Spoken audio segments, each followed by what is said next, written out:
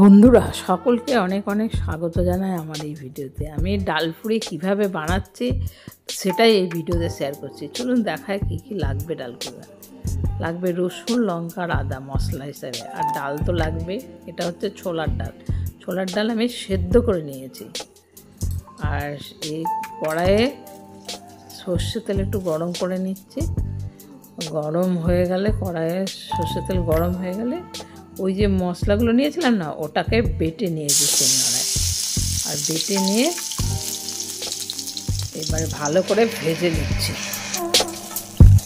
নুন আর হলুদ দিয়েও ভেজে নিলাম, পরিমাণ মতন নুন হলুদ দিলাম।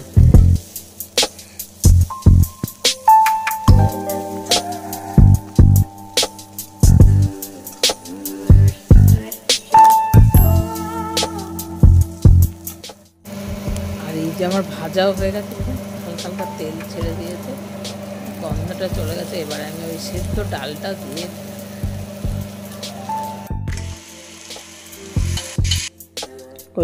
দিয়ে বেশ কিছুক্ষণ নাড়িয়ে দিচ্ছি। সেদ্ধ ডালটা দিয়ে নাড়িয়ে কিছু ধনে পাতা কুচি করে রেখেছিলাম, সেই ধনে পাতা কুচিটা ওই ডালের মধ্যে দিয়ে দিলাম।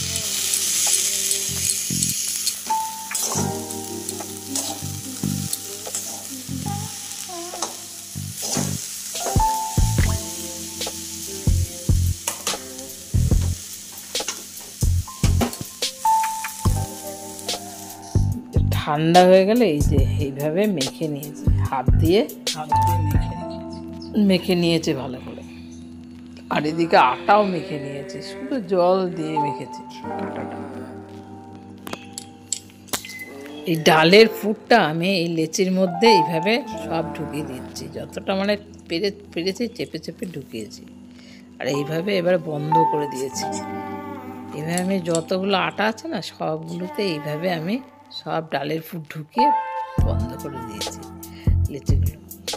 আর এবারে আমি ওই লেচিগুলো নিয়ে এরকম করে আঙুল দিয়ে চেপে চেপে চেপে চেপে চারিদিকে ছড়িয়ে দেবো, ডালের ফুটটা যাতে চারিদিকে ছড়িয়ে যায়।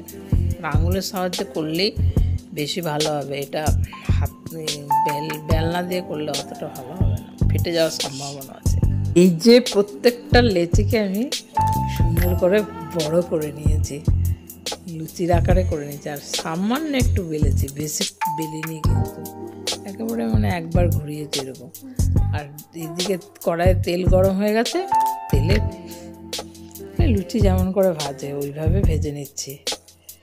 তবে আমার একটু লাল লাল ভাজলে বেশি ভালো লাগে, লাল লাল ভাজলে বেশি টেস্ট। আর গ্যাসটাও বাড়িয়ে দিয়েছি। সব ডালপুরিগুলোকে আমি এইভাবে ভালো করে লাল লাল করে ভেজে নিয়েছি। আর এইভাবে খুবই ইজি, কিন্তু খেতে দারুণ টেস্ট। তো এই ছিল আমার ডালপুরি ভাজা। তো বন্ধুরা, কেমন লাগলো আমার ডালপুরি? আর ডালপুরির সঙ্গে যাচ্ছে পায়েসও বানিয়ে নিয়েছিলাম ডালপুরির সঙ্গে খাওয়ার জন্য। বন্ধুরা, থ্যাংক ইউ।